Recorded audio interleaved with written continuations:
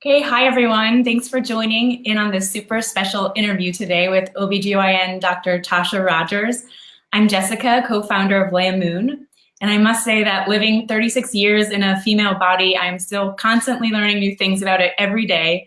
So part of the reason why we founded Leah Moon and why we're here today is to create a space for women to share more information and empower each other to lead more aware, fuller lives.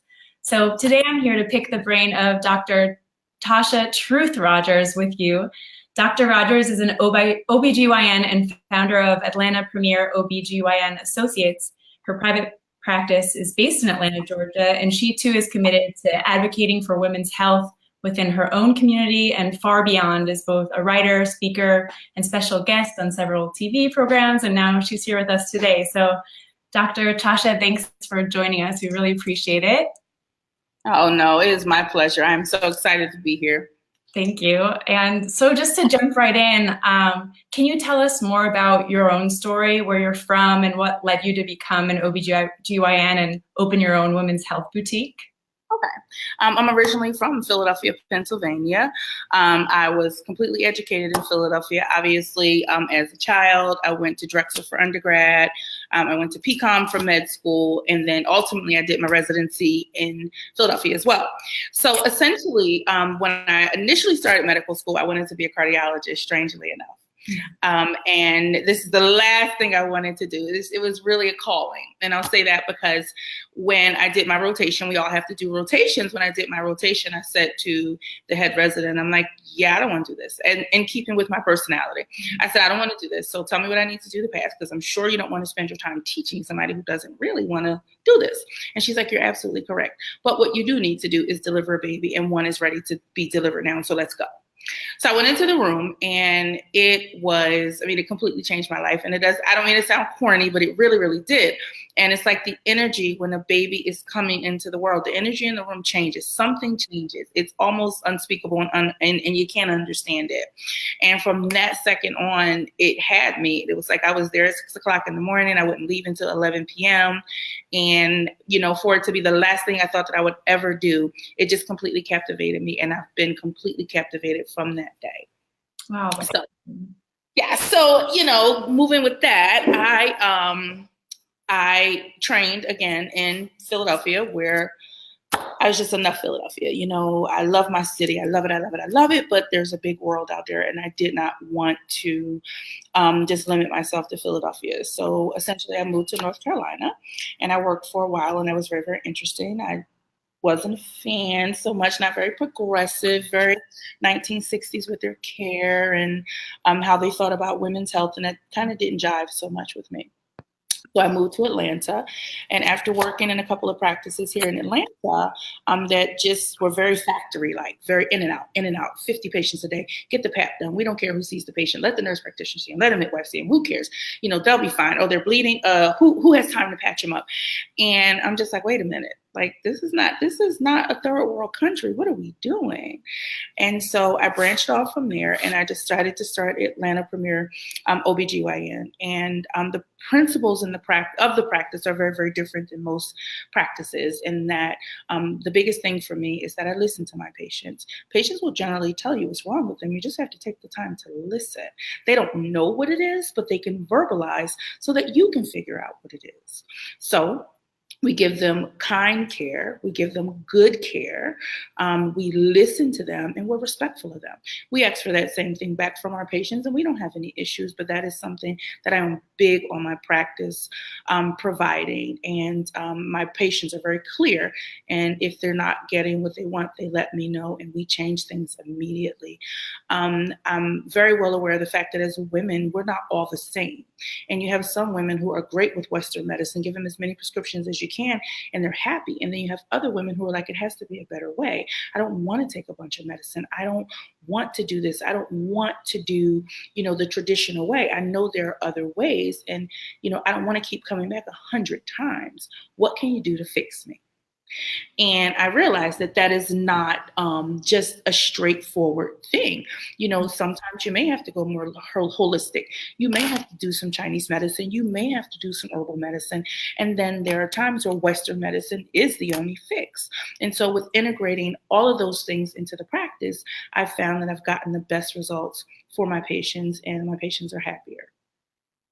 And do you feel then like having this foundation of just the way you speak to your patients, like even being nicknamed Dr. Truth, like that's a helpful way that you create more of an open forum for the people that come to see you to feel more comfortable, I don't know, just sharing more personal information about their health with you rather than feeling like the doctor-patient relationship where doctor's kind of this, I don't know, person on a pedestal that's harder to access, and you just sort of take everything that they say as God's word instead of really being able to have more of a dialogue where you can really understand what the issues are. We freeze. I think we froze.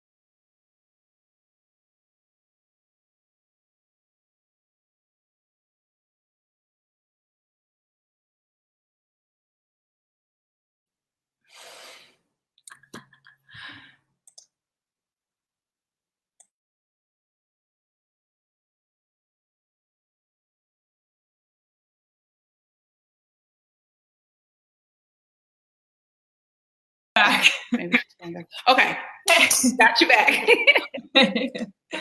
Sorry about that, you know, internet probably, I'm not sure what happened there, but anyway, yes, you were just talking more about the founding principles of your practice and what makes you more unique, I guess, than a typical Western doctor, let's say.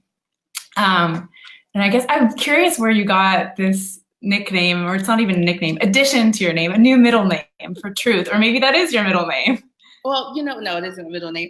But, you know, I have, one of my spiels to my patients is, this is a no judgment zone. And that's the first thing I say to them. There's not an ounce of judgment in my body, but I am going to tell you the truth. And I mean, I'll make you think, but I'm going to tell you the truth. And patients really like that about me. They're like, at least you told me. At least I know the truth. At least I understand. And so, you know, patients will say, Dr. Truth, Dr. Truth. And that's where it came from. So. Yeah, and I think even just as you described it, like being more of a straight shooter like that must really allow your patients to open up more and share more about more than just like their physical ailments or symptoms. But I think from what I've learned about women's health issues and my own health is like there's just so much more loaded into it that we don't always talk about, like the psycho, spiritual, emotional health of a person. And that seems to really, especially for women's health specifically, have an effect on the proper functioning of our body. So I imagine it's important to be like coming from that place of non-judgment and truth. Absolutely. And the thing is, the thing that helps is that I read people very well. So within the first 2 or 3 minutes, I kind of know how to communicate with you, which is very important. So, I mean, everything is intimately connected. Patients say, I have low libido. No, you have problems in your relationship. Let's talk about it. And we talk about boyfriends and sex and parents and what's holding you back and why. So, everything is encompassed and it takes some time, but I'd rather spend the proper amount of time and get where I need to be than just kind of play all around with you and never fully help you.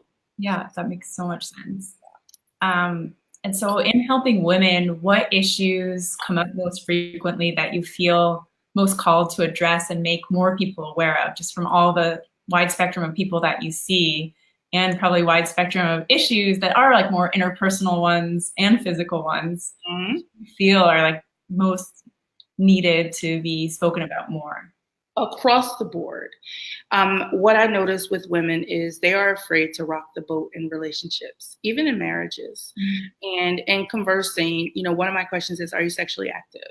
And most people obviously say yes. Protected or unprotected, it matters a little to me in my questioning, but not much because I question the same way. And then when I say, well, when's the last time you saw STD testing with your own eyes? 90% of women will say never. And so it gets to, outside of the fact that it's terribly dangerous, it gets to another root of it. I said, so you're doing this and you didn't even make him prove to you that he didn't have HIV. Like, how do you feel about that? And they're like, well, now, I don't know. And I'm like, well, is the problem him or you? So what is it that's happening that you feel that you cannot express to somebody who you're performing a very intimate act with? Like, hey, are you okay? Like, do you have a chronic disease that you can give me? Like, we don't feel as though we can converse. We feel as though we'll lose our partners. We feel as though we'll make our relationships less stable. And it's very scary if we're in situations where we cannot communicate with the people who we are intimate with. And it's across the board. And women feel very, very depressed because of that. And they come in 100 times. Can you check me for this? Can you check me for that? You want me to check you a zillion times in a month, and I'm okay with it. But it's because you refuse to ask any questions that could potentially save your life. It's scary. Yeah, and that's a huge deal too. If women don't feel like they can be in open communication, one is with their doctor, which you're saying is what you're providing them. But if they can't do that with their partner or even really with themselves on some level, that too is affecting their health and their inner world in a way that you can't necessarily fix, but you can at least try to empower them to ask the right people those questions. Exactly. And you'd be surprised. A lot of times, some of my patients are like, I'm going to ask. And maybe they just feel the strength because they're there, and they'll text, and the partners are like, she's absolutely correct. I'll go this week. So it's not the males. It's the mindset and the self-esteem of the women.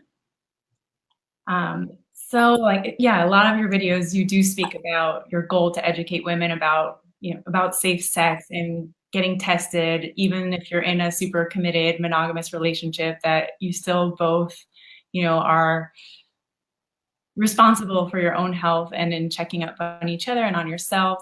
So like, what are some of the key women's health issues or aspects of our bodies that many don't know about or pay attention to, or don't even know to get tested for? Well, first of all, your vaginitis and your sexually transmitted diseases, women are kind of up on those things. But when it comes to PAPs, women will say, well, I haven't been to the doctor since I had a baby. I hadn't had any problems. No, we need to take a look. Do your ovaries look okay? Is your uterus enlarged? Do you have discharge or an odor, which you perceive at this point is normal, but it's not? Have you had a breast exam? Do you have a family history of breast cancer? Because if you do, then you need to be tested, and you may need to be tested to see if you carry the gene, and different things like that for all around health. I think we've gotten to a place of, I only need to see a gynecologist if I think he's cheating, or if I think he's had sex with somebody else, then I'm going to go to the gynecologist. No, this is something standard that you do no matter what type of relationship you're in. And I think women are starting to get that, but will shy away if they can. Yeah, and it seems like a lot of women won't come in unless they have a problem, like what you're saying, or they just, where gynecology seems like this specialized, like secondary doctor, but it can really be like the foundation for the whole health of a woman, because it is our center, literally. But I think a lot of it is more emotional than physical, because understand that I'm the person who can make the reality of something not okay in your relationship hit you right in the face. Mm-hmm. People are not ready sometimes to accept what they may know, so they stay away.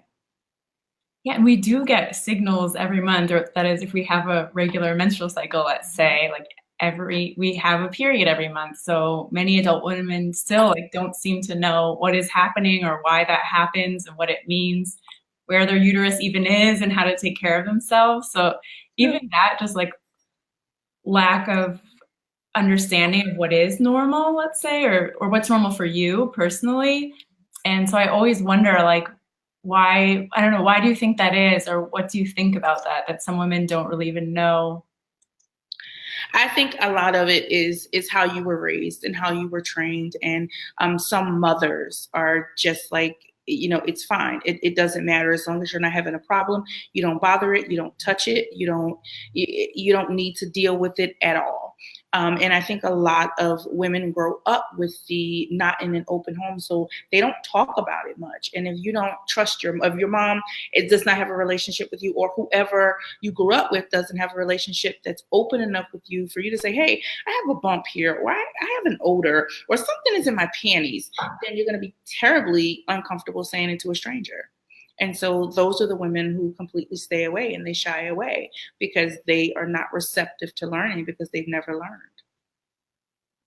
Yeah. So I wonder too, if we aren't able to learn a lot of our normal body functions from our families, even I would hope that in community, or even a lot of what you do too, you have a private practice, but you also have community outreach programs, or other public or even social forums where you speak to women more about, hey, what's going on in your body? How are you feeling? What's going on with you? A lot of women don't have that luxury of being asked that by their own family members. So I think it's really great as health practitioners that you're reaching out just outside of the office, where people think that's just where they go and something's wrong. Right. And I think that the key is making medicine fun.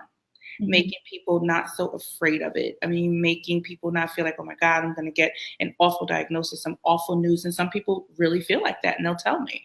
So I make the conversation fun. I'm funny. We have a great time. We laugh, we joke. It gets loud, it gets quiet, it gets tearful. And I just want to make it relatable. And if people will relate, then they'll inquire. But if it's something they can't relate to, they're going to be hands off. And so that's what I'm trying to change. Yeah, no, it's huge. So speaking of trying to change things, I noticed on your website that you also offer herbal vaginal steam treatments, as well as customized vaginal cleansing treatments. Can you tell us what those are? Because I'm sure that takes a lot of kind of coaxing people into that world of treatment. Well, believe it or not, people are more interested than not. And I think that the V-Steamy is picking up a lot of steam and a lot of interest, but I'm a little bit afraid, because when it comes to the V-Steamy, it is very important that you know which herbs you're using and why.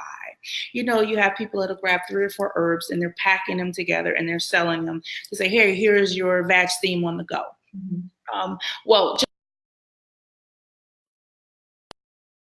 Okay. Okay, there we go. So just by the mere functioning, the way that the vag steam functions in herbs are not without consequence. So I would implore anyone, if you're going to have a vag steam, one of the most important things that you need to do is make sure you go somewhere which you need to know which herbs they're using. And you need to make sure that these people are very well versed in this. When I first started with the vag steam, I had to learn a little bit about it. I'm like, what is that? Why is that important? Why? I actually went to have one, and there is like a Korean, I guess, bathhouse here in Atlanta. And I'm like, what is this you people speak of? And people are like, oh, it's amazing. You gotta go. And I'm like, okay. And so I went, and I'm like, okay, this is pretty cool. And so because maybe I was just interested, I'm like, well, what herbs are here? And I got the list of herbs that were there. And then I started to do research. And thank God at the time, my assistant was Asian, and she was actually able to read a lot of the information for me. And I picked out the 19 herbs, and I looked at why we use those herbs. And I found that there were 4 others that we needed to use. And so with the vag steam with my office, we use 23 different herbs, but they all have medicinal purpose. And people think, oh, well, when you sit on the steam it gets to the vulva or the labia, and it gets to the inside of the vagina as well. It does not get to the uterus. Okay, let's be clear on that. Now you say, well, how does it affect the uterus? It absolutely affects the uterus, but it's not the steam that does it. The vagina is very, very porous. And so if something is absorbed into the vagina, it's absorbed directly into the bloodstream. And that is how it has this effect on the uterus, because those herbs are absorbed into the bloodstream, and then they have their effect on the uterus. And so that's why it's very important to know what herbs are being used in the vag steam, because you don't want to have an uptake of herbs that are, 1, not going to work in your favor, or 2, not going to work at all. So do you then customize which herbs you use with which patients, or what their needs are, or do you do the same like 21 herb blend for each patient? For the most part, the blend is the same, except 2 specific herbs, depending on what issue you may or may not have. So one herb is specifically for vaginal tightening. And it's really, really interesting because it works very, very well. So you can only use it for like the last 10 or 15 minutes of the steam, or the patient will have really, really a tight vagina. And so a lot of women like that, but I'm like, we can't go overboard. But it's really fun to say, okay, well, what's the issue you're having? What are we doing? What are we dealing with? And I always will tell patients, call me back. Let me know how it went. Tell me what you think. And nobody has been displeased yet. So how long have you been offering this as a service? It's probably about 6 months after I started the practice. We've probably been doing it about 5 or 6 years now. And a lot of patients who have recurrences, I'll let them know, listen, if you have a recurrence, if you have a vaginitis, you have an infection, my dear, and we have to treat that. Now we can go into prevention mode, and we can help you in that way. So some herbs are strictly herbs in general, in my opinion, are not for treatment of a problem. They are for maintenance and prevention, not necessarily for treatment. Once the problem has developed, we have to treat the problem, but then we can maintain and hopefully prevent from having to keep going back. Patients are like, I get treated for vaginitis every month. I just have a standing appointment. I'm like, that is standing prescription. I'm like, that is crazy. That is ridiculous. That is a failure of care. That's not a good thing. That's a failure of care. And so this has decreased that significantly. So people that have bacterial vaginitis or any other sort of bacterial infection, that's when you would do the vaginal steam protocol with them? Or I will usually it can be almost anything, even if patients tell me they have super painful periods. If patients tell me that their periods are irregular, they have 2 days of spotting, then it stops, and then their period starts. I use it for those patients who have recurrent herpes outbreaks. I use it for those patients as well. So almost most patients, unless you come in and you're like, nope, I'm good, I'm great, life is good, I need my pill, or not so much, I just want to get checked, make sure my cancer screen is good, and I'm out of here. Then fine. And sometimes even those patients are like, I want to experience it. I want a deep cleansing. I want a vaginal tightening. And so it's not necessarily going to be looked at as harmful for most patients. So do you have a reading room that you do this? Oh, sorry, my volume is going. Echo. Do you have a separate treating room that you usually do this with your patients, or do you have like a group treatment room? What does that look like? Interestingly enough, I have a room in the practice that has a half wall up. So if you and a friend were to come, or if another patient were to have it, there's a half wall, so you can't see anything. Obviously, we have special equipment for it. It can get pretty warm, so we make sure we give you nice cold alkaline water while you're having your steam. And the room is just kind of, the lights are low. We have jazz playing. And we just kind of want you not to focus on anything but you. Just for that hour, just focus on you. And that's the environment of it. We have, like, I guess more like a spa area where we do it in the practice. And how long are the treatments for? The treatments are generally about 40 to 45 minutes. And then if you're one who is a candidate for the vaginal tightening, we'll sprinkle that on for the last 15 minutes for just I don't really know how to, but just vaginal tightness. And we'll give you about 15 minutes of that alone. So about anywhere from 50 minutes to an hour. So have you had good feedback then from these herbs that are used for tightness? I've never heard of that before. Yeah, it's really interesting. It's called maca powder. But yes, the patients tend to love it. They're like, oh my gosh, doc. And it's really interesting because I'm just like, are you just saying this because they don't want to hurt my feelings? But one of my friends, my closest friends, and she's like cynic about everything. She's like, yeah. So she kind of had like a little bit of a low sex drive, and she did a steam. Before the steam was over, she was literally calling her husband like, where are you? I need to see you. I need you to be on lunch right now. And I thought it was so funny. I'm like, are you serious? She's like, yeah. So I've gotten all good results. No, it's true. And I mean, we were talking before about more like the mental disconnect between women and their womb space or their vagina, just anything going on down there. People are just like, I don't want to hear about it until something like screaming at me, and then I go to the doctor and get it fixed. From my experience with steaming, which I've done at home, not in a spa setting, and sometimes not with any herbs at all, just the experience of the steam itself, it just helps make that connection immediately. And kind of what you're saying too, like, yeah, and just having the vagina being very porous and being very absorptive, like when you introduce steam to that area, there is like this natural opening that happens. So I imagine too, even just for your friend, like there is sort of this switch that flips where people are like, oh, this is the space in my body that needs attention. Right. Absolutely. And it's so interesting. I mean, like I said, for various different reasons, we're very detached from it, be it purposeful or just because we're just not noticing that everyday life is happening and we're only using it for a few things. If I should need it for sex, if I should need it for tampons, if I should need it during the restroom hours, but other times covered up, it's pulled together, it's tightly wound, and it's just something that we don't, it's what makes us vulnerable. So we kind of ignore it in the world, and we can't. I think we remain so much healthier when we accept it, we take care of it, we take care of ourselves as a whole in association with it. So.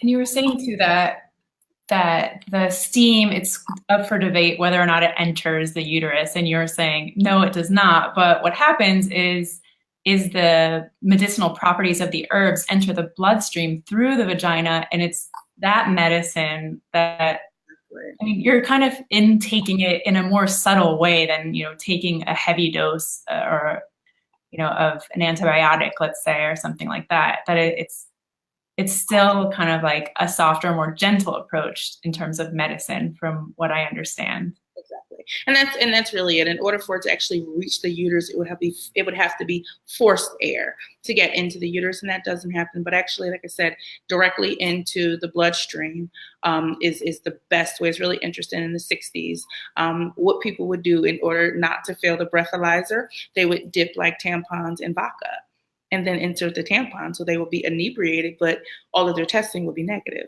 And so we've learned that the vagina is extremely, extremely porous. And so when things are taken in through the vagina, it's almost an immediate effect. Mm-hmm. Almost an immediate effect. Mm-hmm. So like you were saying too, also using it to alleviate certain menstrual discomfort, like cramping before your period. Would you recommend steaming before you menstruate then and after, or is there like a ideal time that you would steam for relief of cramps?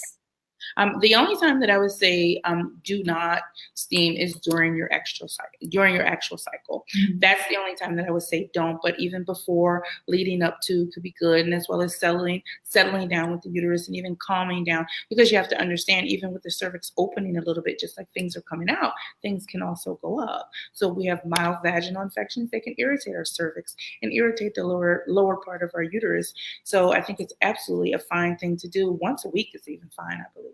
Mm-hmm. So. And like, what do you think about steaming helps with menstrual cramps? Because well, what happens, when the uterus cramps, it literally is the muscles kind of just like, and the lining is kind of shearing off and pulling off of the uterus, which is why we feel the cramping. And, certain herbs that we use during the steaming can actually help the lining pull off easier, which is going to decrease your cramping. Not totally alleviate, but it will significantly decrease your cramping. Right, because what I understand of cramps, that really is like the uterus contracting to help move any kind of stagnation or lining that hasn't been moving exactly during your menstrual cycle out. So that's usually why our cramps are. So yeah, I imagine the herbal properties, but plus even just bringing heat to that area itself. Like exactly. I think a lot of like when I'm congested, like doing a facial steam, like your nasal passage is also a mucous membrane, and that's a really great way to kind of like start to break down mucus. So I imagine it works the same way in the vagina, that if there's stagnant matter in there, just introducing heat to that area can help the natural process of sloughing it off and out. And that's actually one of the major properties of the vaginal steam, is that it just helps the body do what it normally does. In Chinese medicine, if you do have infertility issues, they say that there's cold in the area and there's stagnation there. And so what they do is they'll do warming herbs, or they'll do warming treatments to warm that area so that there is no, like you said, no more stagnation. And we do know that calories, heat brings on motion. And it's the same concept. So it's just basic science concepts that people say, oh, this doesn't work. We know for centuries that this is the science, but we're just applying it to a different method. What do you think too? I know a lot of gynecologists that are anti-vaginal steaming will say, oh, it messes with the pH of the vagina, or messes with the microbiome, the natural cycle of what the vagina already does on its own, and we shouldn't mess with it in this way, that it's very invasive. Well, those are and this is not a shot at anybody, because there's a million. You get 50 doctors in a room, you get 51 opinions. Mm-hmm. So the reality of the situation is we're not topically doing anything, we're not directly affecting anything. And to be perfectly honest, if you have the right assortment of herbs, it can't bother the pH of anything. So I disagree with that. But I mean, like I said, if it were a topical treatment, if it were a cream, if it were some type of oral, then that's something different, and we can negatively affect certain situations if we do things that we're not supposed to do. But with the steam, I don't believe that that's the case, and I haven't seen that. And like I said, vaginitis is my thing, so I don't treat it the way most doctors treat it. I treat it in a different way, and we kill the infection and we get it taken care of, and then we maintain and prevent. So I don't see that with the steam. I disagree with that. Yeah, no, I feel the same way, but also agree that, we're all learning together, and people's opinions are deserving of a platform, and we're here to talk about it, to try to unpack it and figure it out. Definitely. And I think part of what also seems to come up, or what you talk about too with vaginitis, is that we use all of these off-the-shelf products like body washes and other like soaps that are just ridden with chemicals that really only make that bad bacteria thrive and reproduce. So, or even douching, for example, which seems like a much more, aggressive way to try to clean out the vagina. And this doesn't seem to be at all, in that same category. No, not in any way, shape, or form. First of all, when we have douching. It absolutely drives me absolutely bananas. Because when we douche, oftentimes women are looking to get rid of things. They're getting rid of odor. They're getting rid of discharge. Well, with a vagina, you have to be very careful because unless you are trained and skilled, you don't necessarily know which discharge is bad versus which is normal. If it smells bad, it's bad. If it feels bad, it's bad. If it's a lot of it, that's bad as well. But again, a trained eye needs to be able to tell you because the discharge is the vagina cleansing itself. Mm-hmm. It's a self-cleansing mechanism. But if there's an issue, that means there's an infection. I don't care if you douche, I don't care if you do this or that, and you can perfume it away for 24 hours, but it's coming back because there's an infection. And so you have to understand the underlying cause in order to truly fix it. And I'm not a fan of anything fragrant, no bubble bath, no body wash. I don't care who made it, no perfume soap, no deodorant soap. I can't say any names, so I'll say no feminine washes, no wipes, none of that. Just your basic white conditioning soap. That is it. So as few chemicals as we can get. And some people will say, well, your black soaps are natural. Well, this soap is natural. Yeah, but bad things are natural too. So you have to be very careful in what you use and how you use it because how the rest of your body responds is different than how your vagina will respond.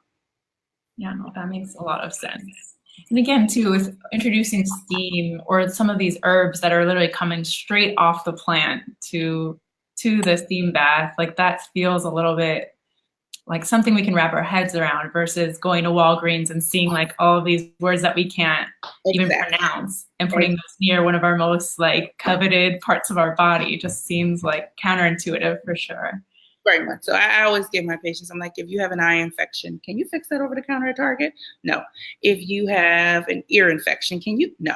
If you have a skin infection, so why do you think if you have a vaginal infection, there's something on aisle 5 that can fix you? No, it doesn't work that way. And so I think it's just a matter of women having to understand that this is a very intimate and delicate area with a very delicate balance. And once you understand the do's and don'ts, it's pretty easy. To ask you too about IUDs. I don't have one personally, so I'm not even totally clear on how they work.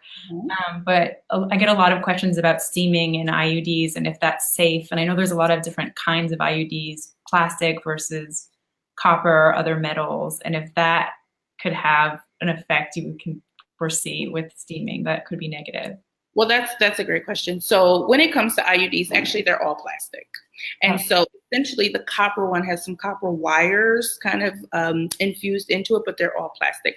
No, you're not going to get electrocuted or the IUD is not going to heat up and hurt you. It doesn't work that way. Again, for the steam doesn't reach the level of where the IUD is because it's not in the vagina, it's in the uterus. The way the IUD actually works, I think it's an amazing method of birth control too. It's very, very popular in Europe, not so much here because we kind of have the one thing bad happened to my friend and now it's an awful thing to do. And I always correct patients with it. It's actually, I like it because there's no circulating hormone in your body at all. Even if there's hormone in the IUD, it actually works on the inside of the womb. It does not circulate throughout the body if placed properly. Now, people have a lot of problems with IUDs because when they're placed, the doctor or the midwife or the nurse practitioner, whoever pops it in, they pop it in. They're like, okay, you're good. But nobody ever checks the location of it. So what I try and make a point to do is when I put it in, I get an ultrasound to make sure that it's placed properly, because if it's placed properly, your likelihood of having a problem is very, very slim. So IUDs, I believe, are amazing. And I think most people should have them. They have their audience, and some people are like, no, not you. But for the most part, they're absolutely wonderful and they're absolutely safe with steaming. Right. So because we're saying that steam doesn't actually like go through the cervix and into the womb space, that the temperature from that activity wouldn't in any way affect the IUD. Okay, that's good. In order to affect the uterus, the temperature would have to be way higher. It would burn the vagina and the vulva way faster than it would the uterus. So that's not an issue at all. And like from your own personal experience with vaginal steaming, because you were saying the first time you did this, you were taken to a Korean spa. Like, what was that like? Were you with a group of people? And what was the practitioner like there? It was very interesting. It was odd. It was a little odd, to be perfectly honest, because it was in like a group of, it was in a room, and I think maybe it was about 5 or 6 women. And we all had, I guess, the gowns or the robes on, and we were sitting on the steam pots. And it was really interesting. And I guess everybody's like, oh, okay, I feel that. Okay, that was strange. Okay. And the practitioner kind of was just, there was no way to really ask her questions that you felt she could understand, which I felt was a little bit of a disadvantage. But it was pretty cool. Nonetheless. And so even for you, like on a personal level, how did you feel? To be perfectly honest, you feel fresh. Like when it's happening, you feel very fresh.